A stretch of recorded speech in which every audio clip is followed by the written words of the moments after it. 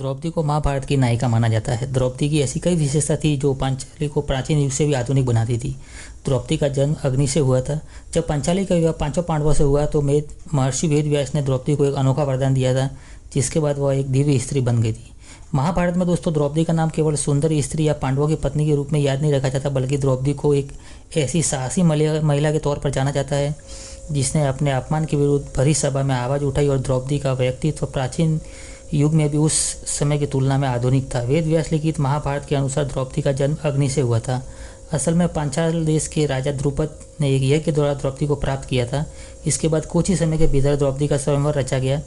आइए जानते हैं द्रौपदी के स्वयंवर के बाद द्रौपदी को कौन सा ऐसा वरदान मिला जिससे वह दिव्य स्त्री बन गई थी। महाभारत के अनुसार वेद व्यास ने द्रौपदी को एक दिन बताया कि उसके 5 पति होंगे, लेकिन द्रौपदी ने इस बात को सुनकर नकार दिया। उस समय द्रौपदी ने कहा कि उनके राजा द्रुपद ऐसा कभी होने नहीं देंगे। वेद व्यास जी जानते थे कि द्रौपदी के स्वयंवर में कौन विजेता होगा और परिस्थिति के बाद द्रौपदी के 5 पांडवों से विवाह करना पड़ेगा।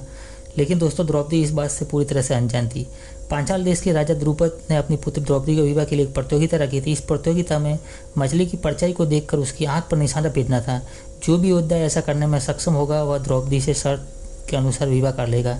इस प्रतियोगिता में भाग लेने के लिए देश विदेश से कई राजा और राजकुमार आए, लेकिन अर्जुन ने इस प्रतियोगिता को जीत लिया और अंततः द्रौपदी से विवाह कर लिया। दोस्तों प्रतियोगिता को जीतकर अर्जुन ने द्रौपदी के साथ विवाह करने के बाद द्रौपदी के अधिकारी बने। लेकिन जब अर्जुन सहित 5 पांडवों ने अपनी मां कुंती के पास पहुंचे तो कुंती उस समय कुछ काम कर रही थी। अर्जुन ने बाहर से ही अपनी मां कुंती को आवाज़ लगाया और कहा, माँ देखिए मैं आपके लिए क्या चीज़ लेके आया हूँ। उस पर अंदर से कुंती ने कुछ सोचे बिना ही बोल दिया कि जो भी लाए वो 5 भाई आपस में बांट कर ले लो। यह जवाब सुनकर जब अर्जुन को कुंती की गलतफहमी का एहसास हुआ तो कुंती बहुत क्रोध आया और उन्होंने क्रोध भरकर कहा कि द्रौपदी क्या कोई वस्तु है जिसके लिए ऐसे शब्दों का इस्तेमाल किया। अब जो बात मुंह से निकल गई थी तो वो तो माननी पड़ेगी। और इसके शर्त के अनुसार द्रौपदी कुंती की इस बात को स्वीकार नहीं कर रही थी, लेकिन श्री कृष्ण ने द्रौपदी को समझाया कि यही नीति का निदान है। श्री कृष्ण ने कहा कि आगे जाकर द्रौपदी बहुत बड़ी घटना में एक अहम भूमिका निभाने वाली है। बहुत समझाने बुझाने पर द्रौपदी ने श्री कृष्ण की बात मानते हुए अर्जुन सहित 5 पांडवों से विवाह करना स्वीकार कर लिया। तब विवाह के लिए महर्षि वेद व्यास को भी आमंत्रित किया गया।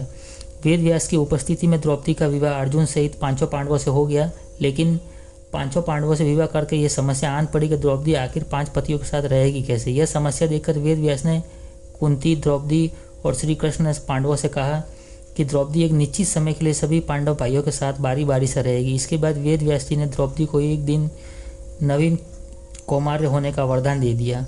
हर साल द्रौपदी का यौवन किसी कुंवारी कन्या की तरह नवीन हो जाएगा। इसी तरह वेद व्यास ने इस मिले अद्भुत वरदान से द्रौपदी जब भी एक पति से दूसरे पति के पास जाती थी तो वह फिर से कुंवारी कन्या की तरह बन जाती थी। इसी कारण से महाभारत में द्रौपदी को दिव्य स्त्री कहा गया है।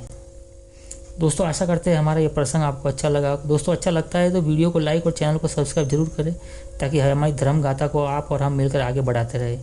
मिलते हैं एक और अगले वीडियो में, तब तक अपना ख्याल रखना। जय श्री कृष्ण।